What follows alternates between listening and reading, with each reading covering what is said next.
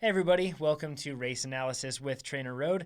I'm Coach Jonathan Lee, and I'm joined by two of our employees here and super fast bike racers, Pete Morris from Cliff Bar Racing. Howdy, guys. And Dave Christensen from Mark Pro Cycling. Hi, guys. And today we are going to analyze a recent Criterium that these two gentlemen raced in, and we're going to learn how we can be faster by looking into that. I guess before we get into things, we should probably talk a little bit about what the course is like, and then we can look at some data, then we'll get into the footage. But first things first, what's the course like, Pete? I call it like the most basic. It's not even a four-corner. It's a two-corner crit with two bends. So it is a big oval. No, you probably have to brake. You don't have to brake for any of the corners. You can pedal through one of them. So it's, I guess, more of like a power and tactics type of a course? Yeah, I'm pretending that it's more tactics than power. Yeah, gotcha. Yeah, makes sense. It looks like a NASCAR track. It does, right? And what's this course? So other than the fact that it's an oval and it's pretty simplistic in terms of the course, it does have some elements that usually creep in to make it a little bit more complex, right, Dave? Yeah, it's usually windy.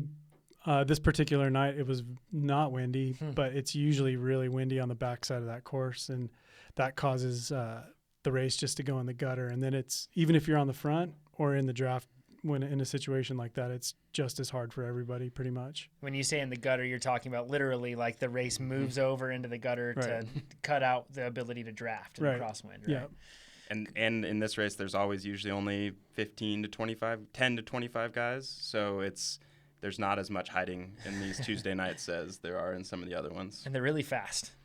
They're pretty fast. Yeah. We were saying that I think the caliber of the racing on Tuesday night is, Dave and I don't go smash it out. It's hard racing, and it's good for you. It's good training, and you get to try some things out that you wouldn't get to try out in a regular weekend race or a big race. Yeah, it's a good time to kind of like get a fix on where your fitness is and see what you're doing and try new things that you haven't tried before.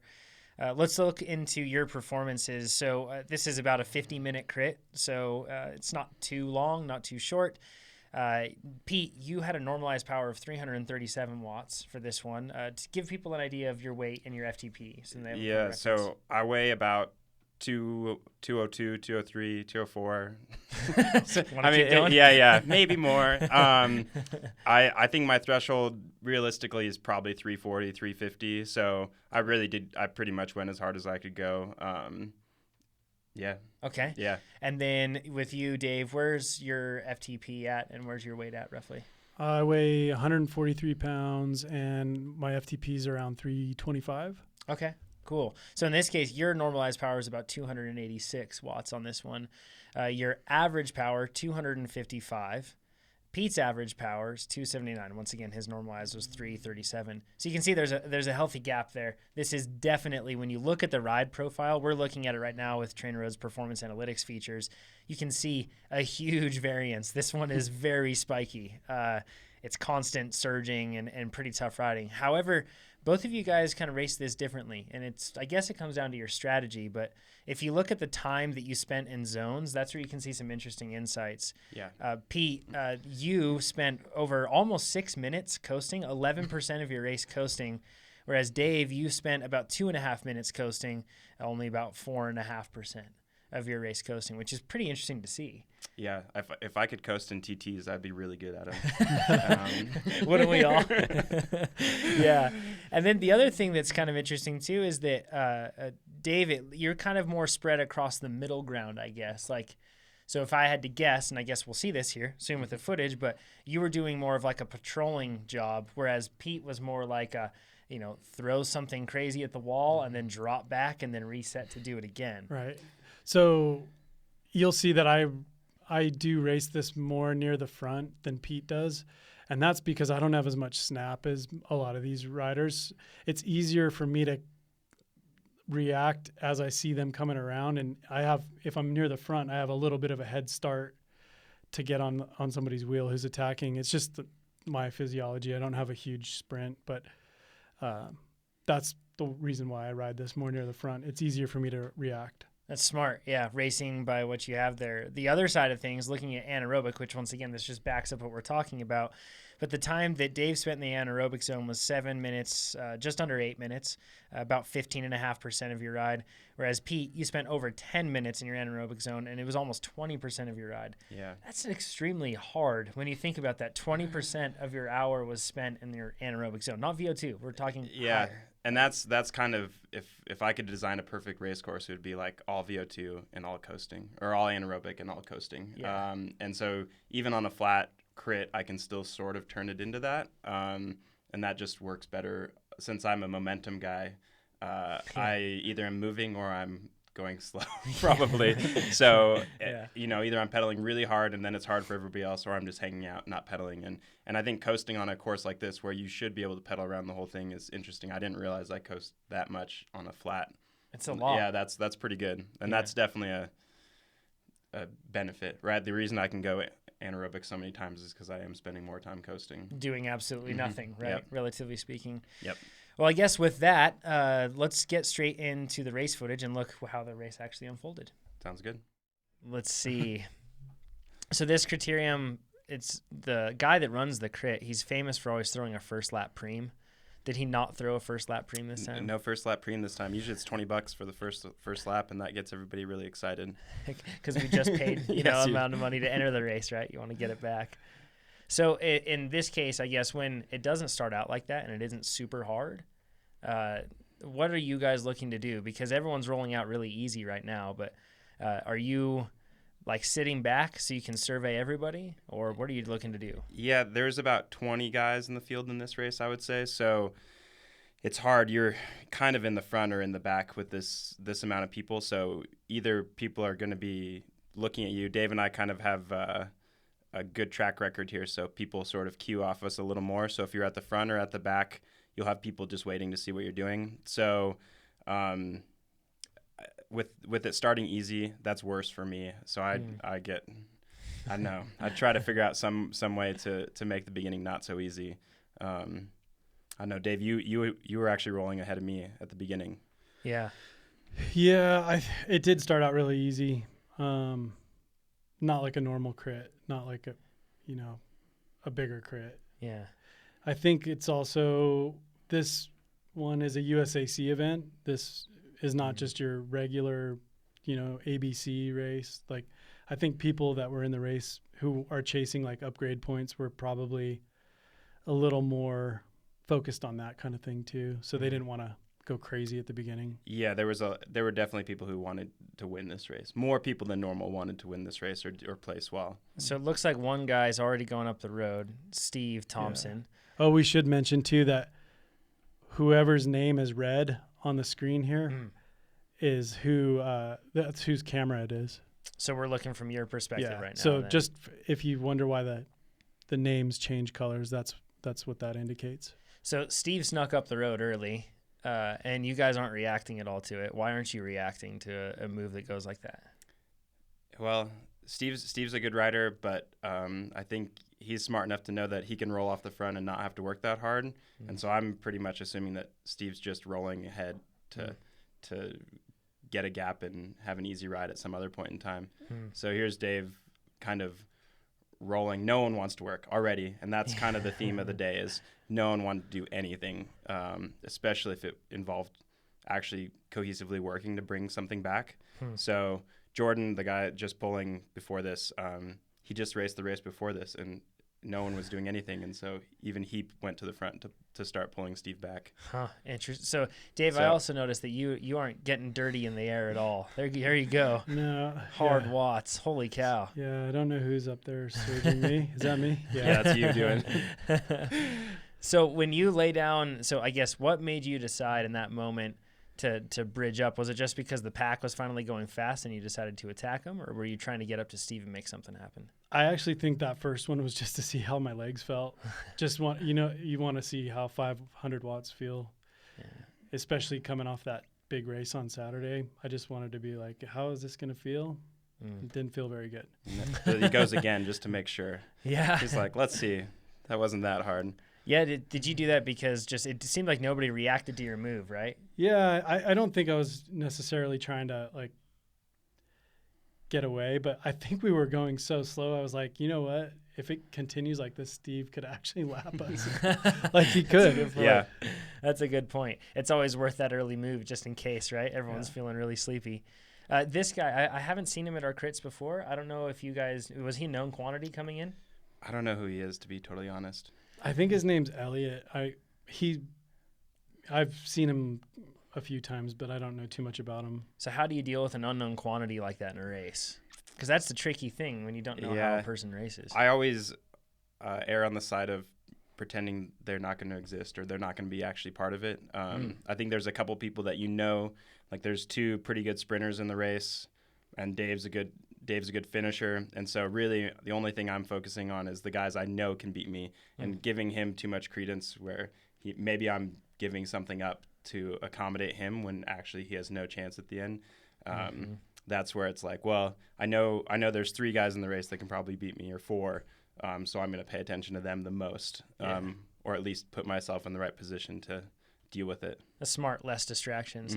It's a super easy pace still right here. I assume that at this point, there we go. Somebody's going to attack. There we go, Dave. Threw one down. I don't know if you were matching at that point. I think I'm just following somebody at this point.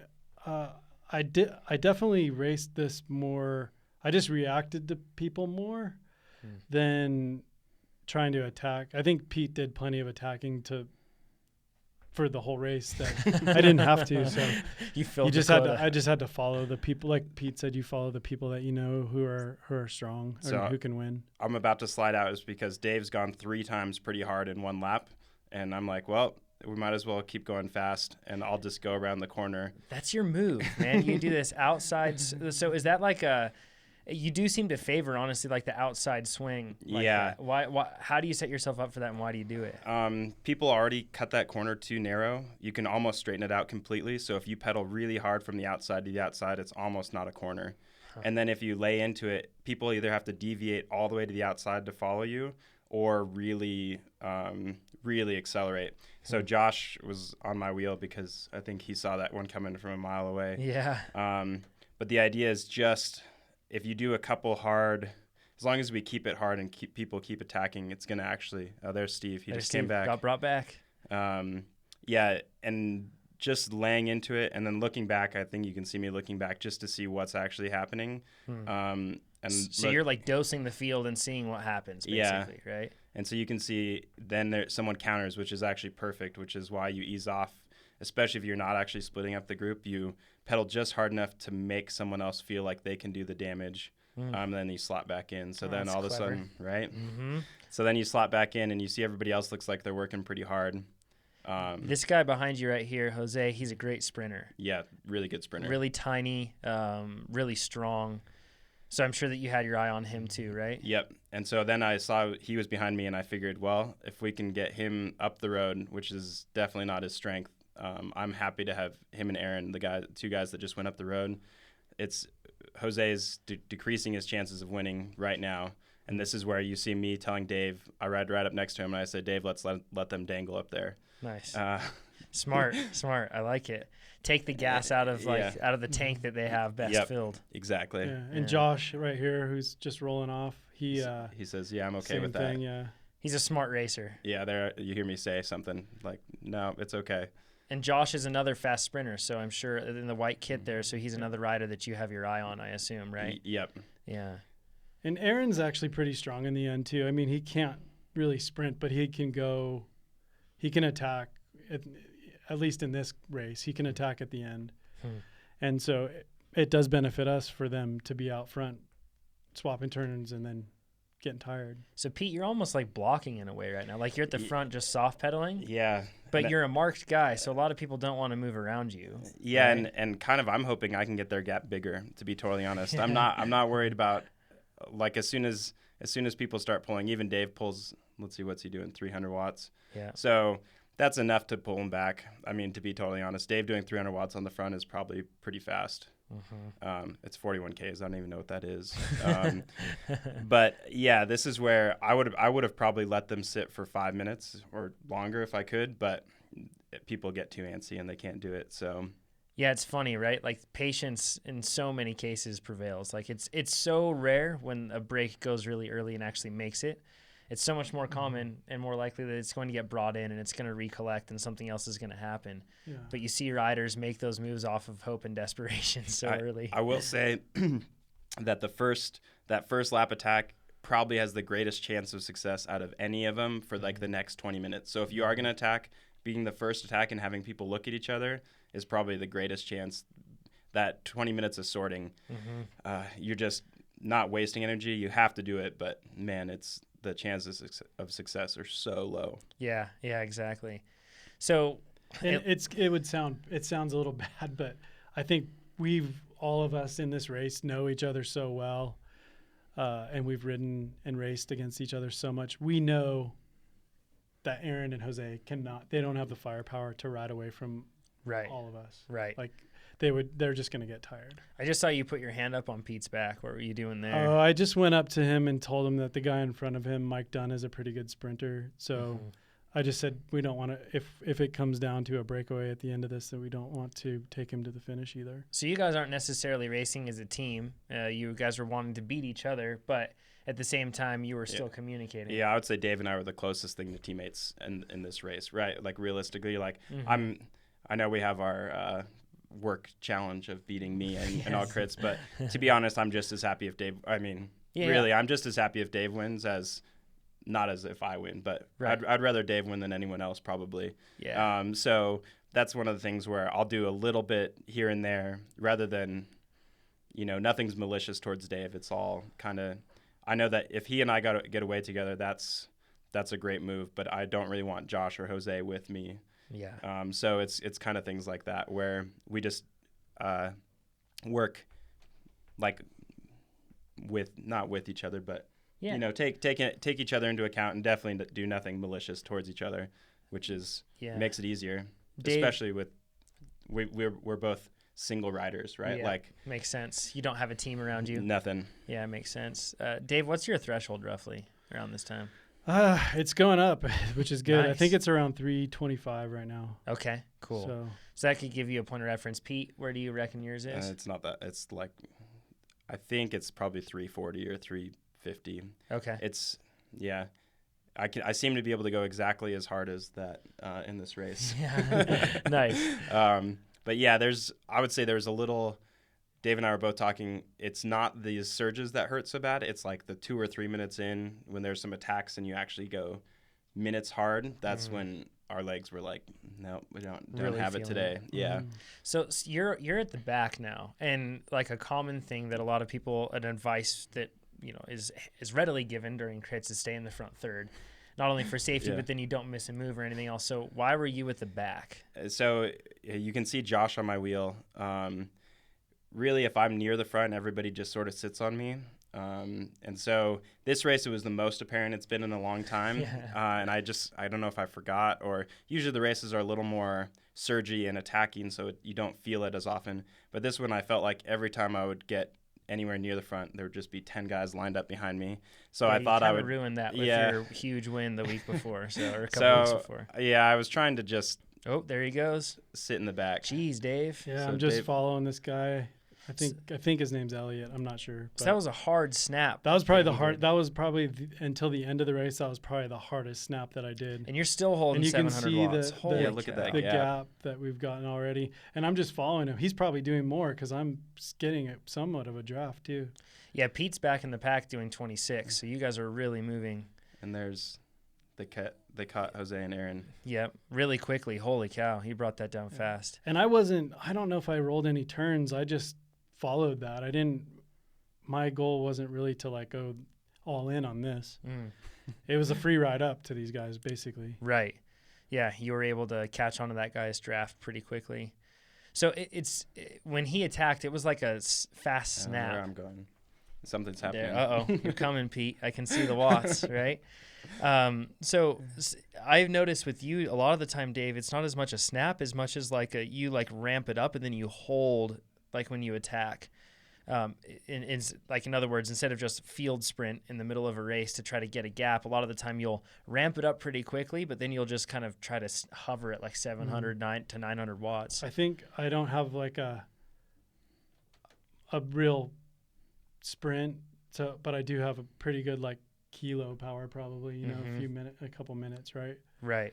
So, well, the race is on now, guys. Look at this. Pace is up. Pete's doing something big in the back. You keep surging around, 400 and above. And I think what I remember from this is I wasn't trying to cover this move. I still like the idea of this hanging out for a while. Because you'd also like Dave to get tired too. Yeah, right? definitely. Or if Pete were to bridge up to this later, that's a good move. Yeah, I think if this move establishes itself and in 3 or 4 minutes they still have 30 seconds, then I'm going to try to figure out a way to get across. But right now I'm not going to waste anything. Yeah. But as you can see, we caught them, I mean, only in less than a lap, right? Like Dave attacked 1 lap ago exactly right here. Yeah. So even though there was a huge gap, it only took 1 lap to shut it down. Didn't take long at all, and there you are. And that's kind of the way this race works is you have to really lay something out there to get the gap that's required to get away from this field. Yeah, it's not just a short sprint. Oh, there you go, Dave, ramped up. Now that turn, usually there's always a surge coming out of that turn, but that's just hard. These Holy guys, cow! yeah. There they go, and that's you, Pete. You've got some serious wattage coming down too. Holy cow! So at this point, once the steam ran out of that front group, are you just counterattacking out of principle? Yeah, and as soon as we actually slow down, that's where anytime anyone gets a rest, it's worse for me. So if I can keep it hard the whole time, and there's Dave making the bridge, and all these guys are tired. We did do 2 laps pretty hard. Yeah. Or this is Jose coming up to us. Look at That's him from sprinting I right just up. got back onto you. Yeah. So this I think this could have been a pretty good move right here, even though Jose's there. Yeah. This seems like it has the players and everything else to be able to stick. Now it looks like there's some wide swinging off there by one of the riders. Yeah, you've got Josh, Rennie, me, Pete, Jesse Reeves, and Jose are all really there. strong riders. And they'll all do turn. Everyone in this group will do turns. Yeah. And you can see we're doing Pete's at the front doing 45K an hour, 30 miles an hour. Yeah. Yeah, that's pretty fast.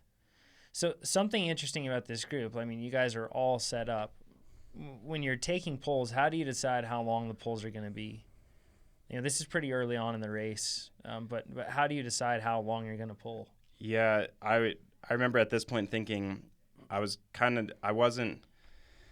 having Jose in the group wasn't ideal for me. So he's probably I feel pretty comfortable sprinting against anyone else, but Jose's beat me like 75% of the time. I think 3 out of 4 times. So I don't want to sprint against Jose. Yeah. So really right now I'm trying to figure out how to make Jose do more work than I am and keep us fast. Makes sense.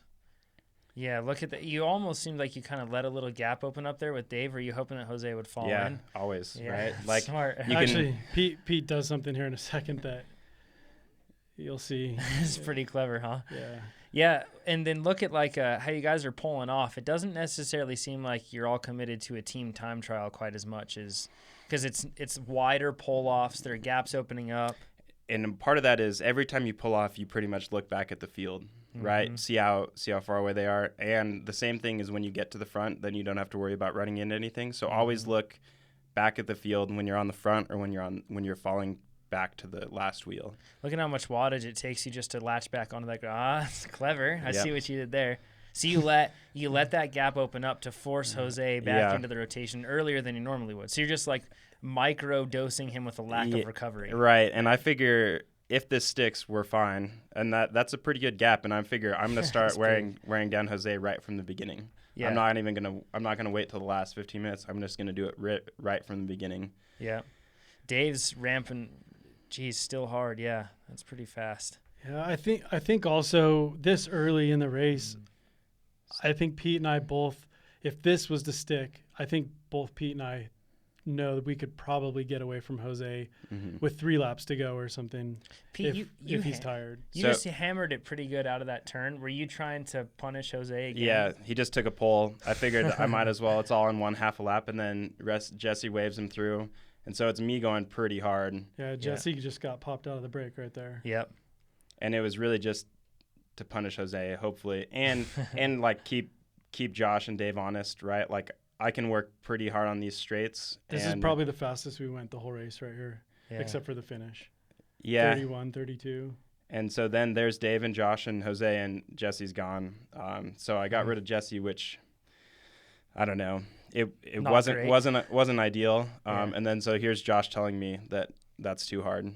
And I said, sorry, or, well, it is what it is. Yeah. And so then luckily Jose pulls through again. So I think right now I'm trying to think if I can do one more of those.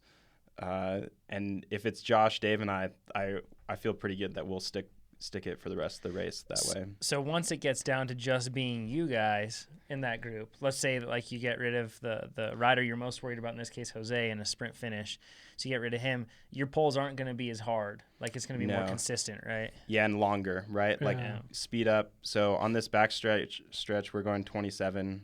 That's hard for Dave to catch back on. Is almost 500 watts. And that's kind of the difference is if you're not going fast on this back straight, everybody can go fast along the front straight and everybody can go 30 miles an hour. But the difference is if you're not going real hard, you're going 24 or 25 along the back stretch. And the group always can do that. They can always do 25 or 26. So you actually have to put in work on the back stretch when it's hard. And so looking at it, Pete, you still surged up quite a lot there coming out of that turn. You still have a gap that's smart. Is that fatigue or is that just you playing off strategy, you think? I don't know. It's sort of both, right? Like I like having smooth pull by Dave. I usually like when we're rolling off the front like this, I know that I usually aim for 350 for my pulls, just a little over threshold. And then I'll, just for a few seconds and then I'll roll off. And the funny thing is I always look at least at this race, like Dave and I were just talking this morning, I bet I've done 1,000 laps of this race. So you can see the group actually getting closer. And so I was looking at our speed, and I think I remember looking down and thinking, like, I don't think we're going fast enough yet. And so this is where we all see that the group's actually closer than we thought, and I think we start to disintegrate on this backside. It seems like on this course, at least from my experience, that if you get a gap and you can maintain 27 mile an hour averages, if you drop below that, then your chances are getting slim. But if you can stay there or above, then it's usually better. But it gets really tricky when somebody's chasing something too hard above that and then shatters you guys. And I even remember thinking, I don't really know who's chasing us or who's going fast enough to chase us down. I'm surprised that you guys are getting caught. So they're must have been working really hard. Looks like Steve Thompson, the early guy, is the one that brought you I back. think that since it was a USAC event, like I said earlier, like a lot more people wanted to try to win or do well. Jim Hersman, Steve's teammate's also plenty strong, and I bet he did a one-lap pull that kept us right there. There's actually plenty of strong guys in this race, and it is pretty straightforward as far as the race course, and it's a Tuesday night, but it's enough that Dave and I don't walk out and just hammer everybody all the time. I was gonna say like over the years, either I'm getting a little slower or everybody's getting more fit. I think actually the level here locally, I think people are just getting more fit. I think people are across the board in cycling, people know how to train. They know what to do now. They have coaches or they use TrainerRoad or when so the group caught you, right? And then nobody counterattacked initially. Like Rindy, it looks like another rider. He went up the road, but he went a little late. I did. What do you read into that when the group catches you and nobody counterattacks? Like, how does that, how do you understand that? How does that inform you? I remember thinking Rindy waited way too long to counterattack when he did that along the start-finish straight. And that just means everybody's going hard, right? Like, they went hard to catch us. And the fast guys were in the group. So there was no one who really had. Oh, there goes Pete. So that's like, watts. Rindy has a gap, so he's a good like little piece of carrot to get up to. And then Dave starts coming. I kind of know that if a move is going to stick, it's going to have Pete in it at this race. That's just how it plays out. He's hurting. Yeah. Oh, he's hurting. And So actually, when you caught him, were you like planning, or were you trying to make it harder to like spit him off, or did you want him with you? Well, I think I yelled at him when I was about 20 feet away just to tell him I was coming. I figured I'm going much faster than he is, so I can give him a heads up, and if he can make it, then It that's gives him awesome. more time to get up to speed. Yeah. And so I think I yelled something, and then here's where I see it's Dave and Rindy, and I think I start pulling a little more. So is that Dave did not make it No, across. I didn't make it to Not this yet. move. No. So Dave, what are you thinking at this point? Do you want somebody else to do the work to get up there, since it's just really kind of Pete and one other guy? I think that I was happy to let it like dangle a little bit. He's hurting so bad. Just because I know if it doesn't get too far out there, I can probably bridge to it later. Yeah. And then I think I might have just you know told the guys in the group, the chasing group, that let's just roll turns and keep them close. Yeah. Keep him within sight. I know that if I can still see them, I have a good shot of getting across to it at some point. Mm-hmm. He's drilling it. He's pushing hard. And Pete, you're resting easy right now. Yeah, and this is Pretty where small draft, and you're going only 27. Yeah, and I sort of remember at this part, Aaron was pulling pretty hard at the beginning, and you can see how far back the group is. Like we've got a quarter of a lap, so that's like 20 seconds or 25 seconds already. Yeah. And so what I start doing is speeding up. Mm-hmm. There's a dropped rider right there. Yeah, and so they do let lapped riders back in. As soon as they get lapped, they can jump back in, which is cool. You learn so much more that way. Yeah. So then I think right now I'm not going too hard, but I want to keep the speed high. You're killing him. He looks miserable. Yeah, and so it's your poles are not as hard as they were. There's a hard surge out of the turn, but your poles are not as hard as they were. No, and I remember just trying to hit 30 miles an hour on this stretch, because if you're going 30, that's probably about as fast as the group is going to go.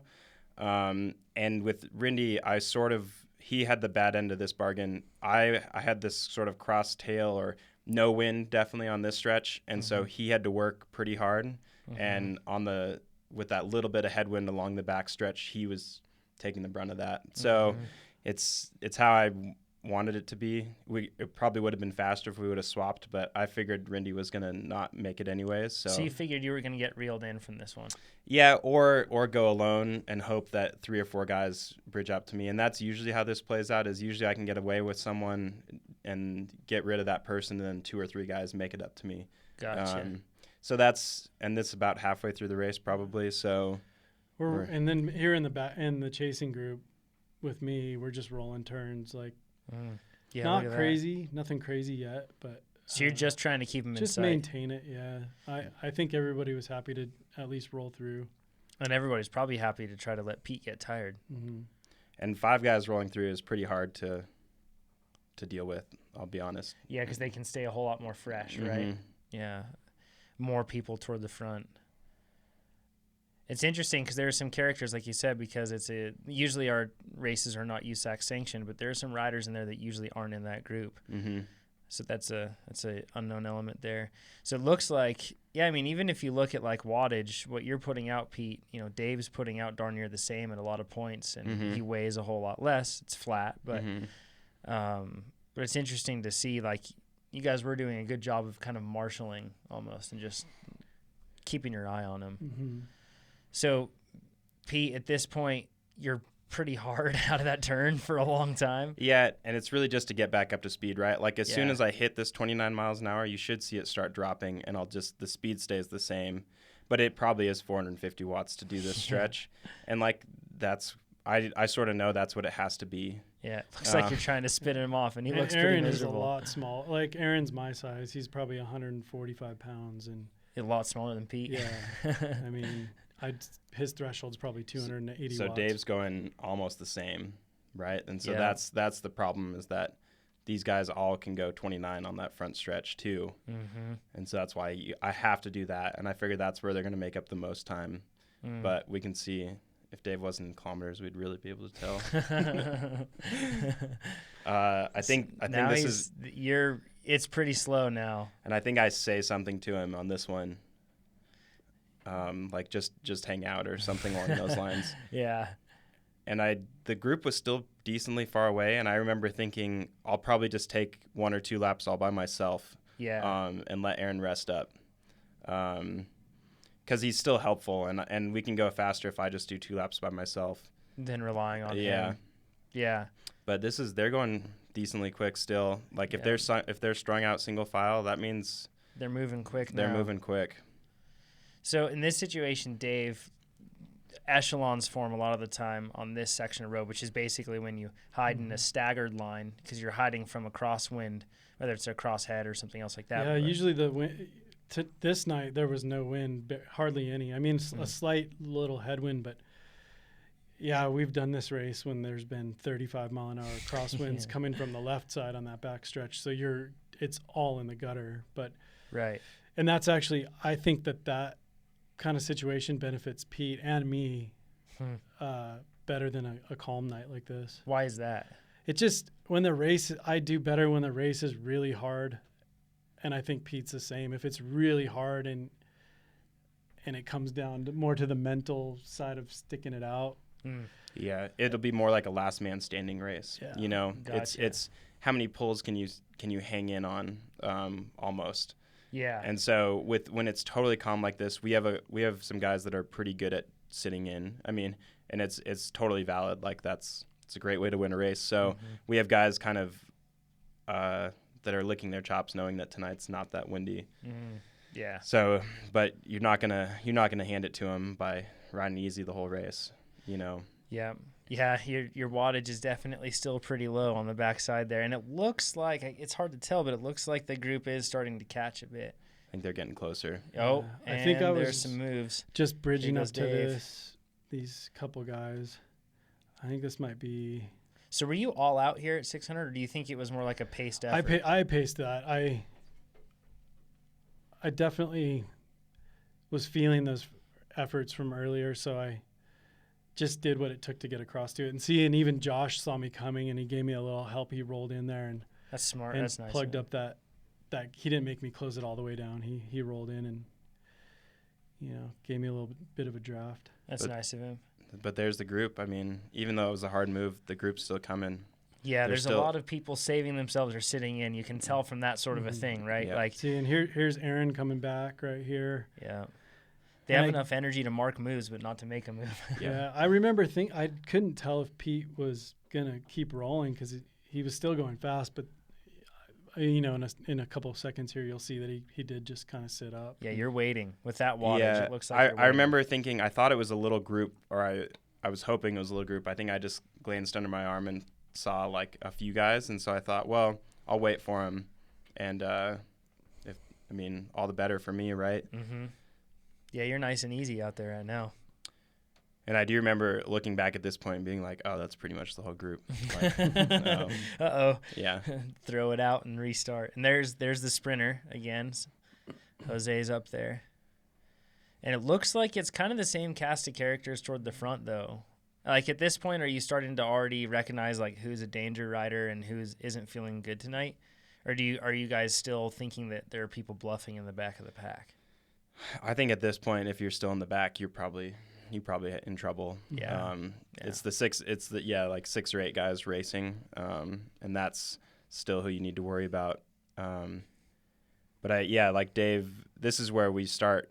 I remember thinking like, well, I'm not going to take any more pulls now, right? Like either I'm going to be attacking or I'm going to be sitting in the back, especially now, because there's still like 3/4 of the field, which on a normal air center, there's probably only 5 guys left at this point in time still racing. So this is kind of interesting where there are this many players still in the game and a lot of tactics still to it's do. pretty rare. And it's also interesting to see riders coming to the front and doing like 600 to 700 watt pulls for a little bit and nothing else. Like like you guys said, if you're going to make a move, right? You got to make it last and make it stick. Yeah. Make it decisive, I guess, is probably the better way to say it. So at this point, the pack's slowing down. You guys are down to 20 miles an hour. And it looks like, things are ramping up now. Somebody attacked. And that's common, right? I mean, if the pack slows down, you guys expect an attack if you're not attacking. Yeah. Yeah. So what are you doing in that position? Are you like trying to get out of the pace line a bit to allow you some room to be able to like sprint ahead, or What do you do when you're like in those nervous moments and you feel like an attack's going to come? I sort of roll a little easier knowing that I can cover any attacks that happen. And that way people aren't making me close down things, right? Like it's easier for me to do a little, 10% more work all the time and sit at the back than do 50% more work sometimes by shutting down moves quicker. I think this group especially, you feel pretty comfortable around everybody, but still it's still Tuesday night. Like, you never know. You never know. So there's a lot more room, and a lot of this pack's, when there's only 12 or 15 guys, the pack slows down so quickly that being in the back doesn't really matter. And if they do slow down, it's real easy to take 5 hard pedal strokes and come around the outside or the inside. It looks like things are kind of like surgy roller coastery right now. Like some riders are kind of pushing, but nobody's throwing anything serious out there. And Pete, you're practically sipping lemonade somewhere. Oh, not anymore. But you're in the back more, and you're resting at that point. Yeah, Dave, do you remember what you were doing? You were kind of just patrolling. I just was following people. I mean, especially if Jose would go, I'll follow him but then I won't roll a turn. Oh, this was a preem. This is the preem lap, yeah. Yep. So it's like money on this lap. So these guys I actually knew when I saw Tyler go that it was going to be over at the finish line right there because he just wanted the money. Yeah, he wanted the $20. And I remember seeing him go and being like, well, Tyler's going to get that money, but I don't know if he'll make it after that. Yeah, so how do you do that? Like when you see a preem lap, Dave, do you like... Actually in a preem lap, I get ready to counter it because usually it's so, and it didn't play out like this in this race, but if it's a preem lap, I just wait to go over the top of when it does slow down. They're usually so hard.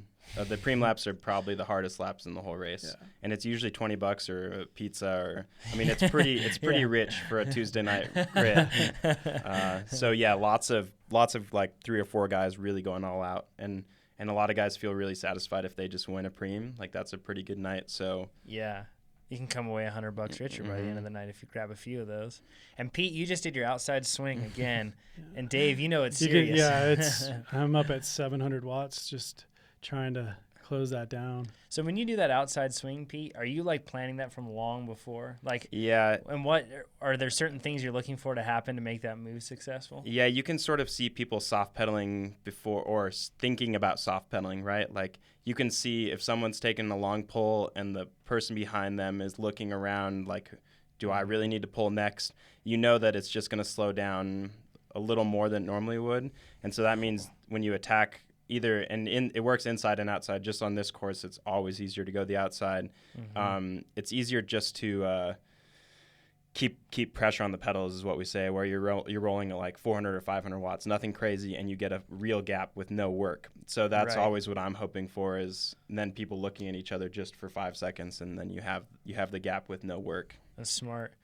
Dave, it looks like you're still just marking at this point, right? Because other people kind of got aggressive, so you're just defense almost. I think at this point I know that it's probably going to come down to more of a sprint, and I'm just following stuff but not initiating things, I guess, to save energy. Yeah, because we're getting down there toward the end of the crit now. I mean, you're about 20 minutes left probably in this crit, so 2/3 in, it's a pretty solid indication. There's Zach. He's a newcomer to the front. He's been hiding in the back the whole time. That's clever by him, and he seems like the type of rider that could at least he could spark things up at least. Like if he moves, people aren't going to ignore it. I guess is right. Yeah, and that's kind of the interesting thing about this race is even though it's not, the caliber of riders is high enough. You do have to pay. Anybody who's still in the race right now probably has a chance. So you do have to pay some attention to what's going on, or pay attention to everybody now.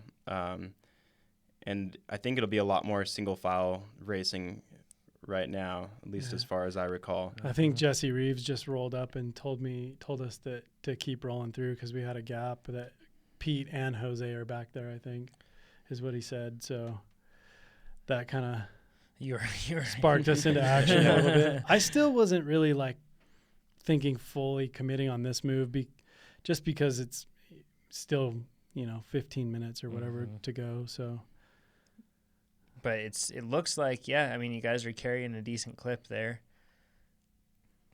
And looking at what Pete's doing in the back, Pete's guarding, or he's resting back there compared to what you're doing, that's for sure. Yeah. And I think since I'm with Jose, really I'm either going to go all out and try to get across without Jose, or I'm going to let him bring it back. And having these moves. There they go. There it is. Look at that. Pete's over 1,200 watts and then he's going to go across over Steve. Steve's not going fast enough. No. And look, you aren't even holding on to the guy behind you necessarily. You aren't panicking to reach into his draft. Yeah, and that's one of the things is I think kind of whenever you get into someone's draft, there's a good chance they're just going to sit up. And in big races especially, they're not going to give you a free ride. So if you kind of steer close enough to know that you're coming, but like as you can see, pretty much everybody made it across. Like it didn't really matter. And I remember thinking that was a wasted effort, kind of. Yeah. Especially if the whole field makes it across with you. Right. So it is what it is. But luckily, the group actually doesn't know we've made it across, so they're still rolling pretty strong. So that's clever. Like not necessarily. What you say makes sense. If you fall into their draft, a lot of the time they'll sit up because they think that you won't work for them. But if they see you going fast and coming up on them from the different side, they'll continue to keep their pace up. Yeah, and they're much more likely to then be able to get that gap. Exactly, and usually both of you speed up, right? Because you're trying to pass that guy, and he's trying to keep up so that he can slot in. So both of you actually go pretty fast. So I would say generally if there's only one person in between, get their draft leading up to it. And Josh was too far over, like I wasn't going to deviate that much. But initiating the pass without ever backing off really lends better success to both of you guys making it across. Look at you, Pete. Here you go to the outside. You got some big wattage going down. Something's going. And Dave, it looks like you recognize that too. I heard him coming, and so this move I knew. I remember thinking it's late in the race and he's going hard, so I'm gonna, even though I'm on the front and I'm kind of probably dragging people. Nope, they let me go. And look at how narrow you are. Like it almost looks like you're making an effort to like stay like I guess arrow when you're chasing him. Like it doesn't look like you're panicked like sprinting. No, I know that as long as I close Pete down kind of early, and then he knows I'm there, so he tells me to roll through. But I know as long as I close him down quickly, then I don't have to work super, super hard. But if it's when Pete gets like 15, 20 seconds, then it's hard. Right. Because then you got to go faster than Pete's rolling. And Pete rolls at like 29:30. And there they go. So, but it's definitely whittled down now. It's not the same size group. You've lost some folks, a lot of folks out of that group. Mm-hmm. But you can see when Jose rolls a turn, we're only doing 26, 42 miles an hour, or 42K an hour. 26 miles an hour. And he's pulling hard. He's pulling hard. That's the difference between a rider like Pete, and then I'd say I'm in between Jose and Pete. Like I can roll a little faster, but I mean, that's the difference, right? He seems to pull pretty hard when he rolls through too. Like he kind of like surges and gives it like a big hero pull kind of. Look at you, Pete. Clever you. Every time. Falling again. Every time. And I, even at this point, I'm feeling not very confident with the way things are working out. You know, like if this is the finish, if this group comes to the finish, I'm thinking the best I'm going to get is second, and probably not, right? Like I'm a little tired. I already threw out some things. So I'm thinking, well, this is definitely not what I wanted. So what can I do now with, 10 minutes left in the race? What can I do to change this scenario? Yeah, because look, everyone's kind of looking around and floating. There's not a whole lot of organization up there, but it looks like Dave, you might be up in that move. I think I might be up there, and then Aaron's gonna. Yep, there you are. And that's actually one of the things that you'll see later. Aaron gets antsy and kind of sets up the last 3 laps, and he just. Spoiler alert. Yeah. You'll also see Josh realizes that there's only 10 minutes left, and he's assuming he's pretty much laid his cards on the table that I'm going to make it to the end. And so he will just follow me wherever I go. Hey, it's not a bad strategy. No, I think I get it. I'm force him to the front, but near the end. But you're rolling wide through that turn again, nice and easy. Yes, you're not concerned with getting into the draft. I really want to be last wheel, especially this close to the end of the race. Mm-hmm. The problem is now guys like Jesse, they'll throw some haymakers at the end because that's their best chance. Like they're definitely not going to really perform in a sprint. So, well, you can tell. Like, look at his face. Everybody's tired now. Everybody's pretty tired. And here's Aaron just rolling on the front, like just and you'll giving take it away. this at this point, right? Like you're happy. This is probably a hard pull for Aaron. Yeah. And Dave doesn't. And then I don't roll through. Yeah, I just rolled off the front. Yep. Oh, and there goes Pete at 1,000 watts again. Well, and then because of that, I didn't do the turn. Because you're fresh now. I was able to follow. That's smart. That's smart. And so I see it's Jose, and so I just sit up. Yeah. And I think about covering for a second, and then I think I'm gonna slot through this corner and slow down and get him a gap, so that hopefully he'll sit off the front for a little while. Yeah. Right. Like with 10 minutes to go, the sprinter is sitting off the front by himself. That's pretty ideal. That's ideal. Yeah. So yeah, I think I don't know who comes around me, but I remember. Look, I'm pulling at 3, 4, a little faster. Yeah. But 300. But not too hard. Not too hard. Right. For you. Definitely. For me, it'd be nuclear, but not too hard for you. Yeah. And so people are strung out. Dave's there. And this is my goal is I'll sit this whole time on the front. I'm happy to do it if Jose is off the front. So you're basically blocking once again, yeah, right? Yeah. Yeah. Like riding hard enough so that people aren't going to surge around you necessarily. Yep. But yeah, so you don't want to do that if you're at the front without that agenda. Like it's like that semi-hard stuff is never really good if you actually want to motivate. And Jose realizes what's happening, but it takes him a whole straight, and so I figure, yeah, it's worth it for me. And Dave, so you're looking right now. You're just looking for like a good wheel to follow. Jesse's getting antsy. He wants to close that down, and I'm just waiting for that next person because it's better to follow it in case something happens than to let it go. Oh, he's taking it. Rindy is taking a drink.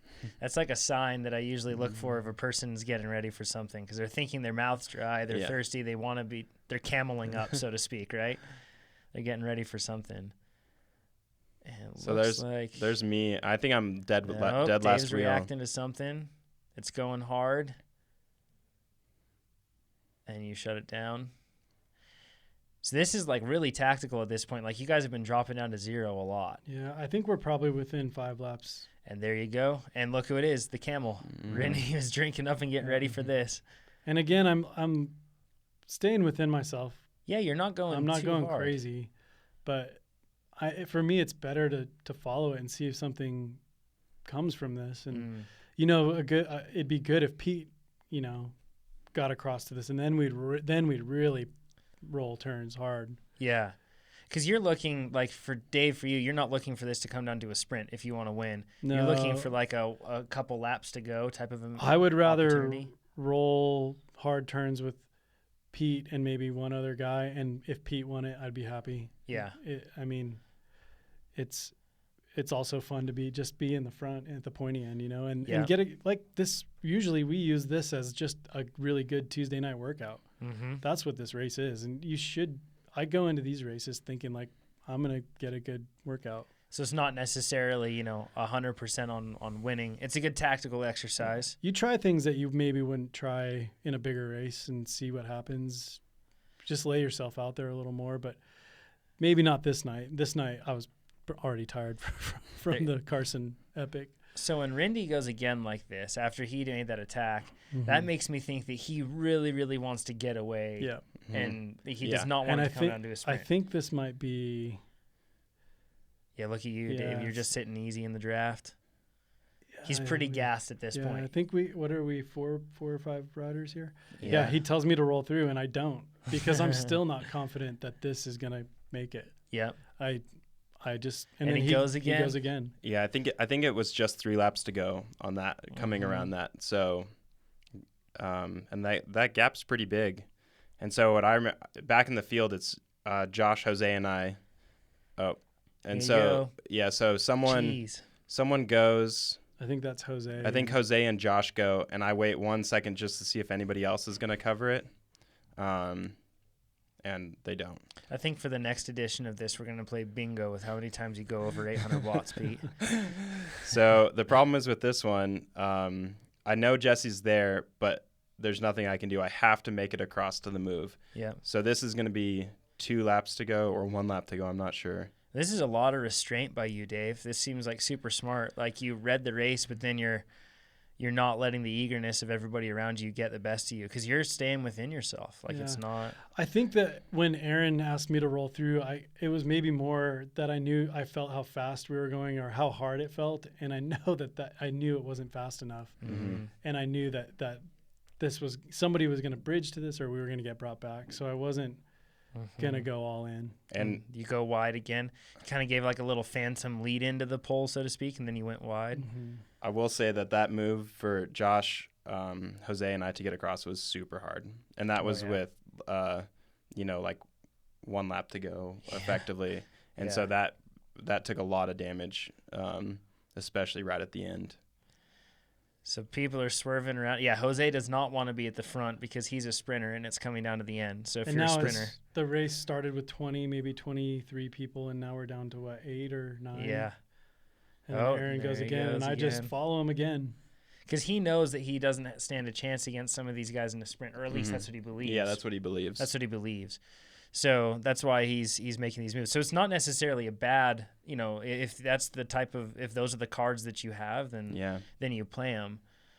But it looks like there's just enough gas in the group, and he doesn't have enough gas to actually make it stick. So this is the final sprint. We're coming around the last corner.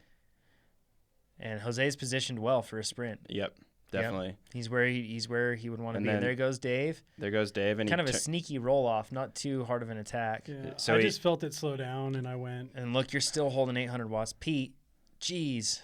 So the 14. And look at this. He's just coming. Fast little sprinter. So I remember seeing, I think Dave's going to win, and Josh and I both stood up thinking Dave's got it. And he just pipped you at the line. Oh, man. He got you. It was like a half a wheel probably.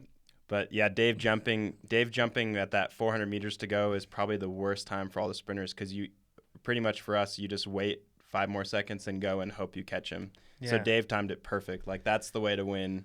Yeah. Air Center as not a sprinter.